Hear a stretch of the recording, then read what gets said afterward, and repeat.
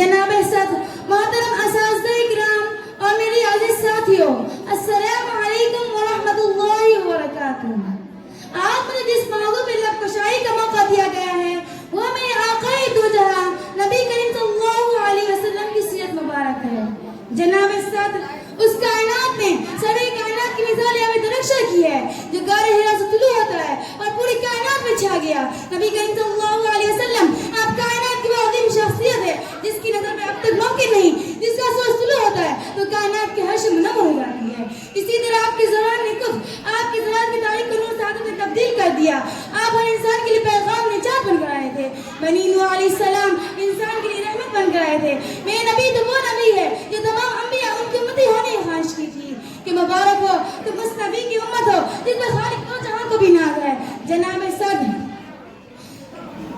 جس پر خالق دو جہاں کو بھی ناز ہے، میرے سرکار تو بادشاہی سے فقیری کرتے تھے، جن کے پاس نہ سونا تھا نہ چاندی تھی، میرے سرکار تو نگاہوں میں بجلی اور لبوں میں تبسم اور چہرے پہ نور تھا۔ جناب صدر، میرے سرکار تو سارے لباس میں نشان نظر آتے تھے۔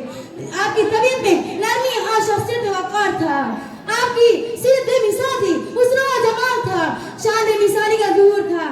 جناب صدر، میرے نبی تو امن و محبت کے پیغام تھے، چراغ اور اندھیری اور تاریخی بستی میں چراغ بن کر آئے تھے، گنہگار بستی میں سلامت بن کر آئے تھے۔ میرے نبی تو وہ شخص ہے جن کے دم سے کونے کونے میں اجالا پھیلا ہے۔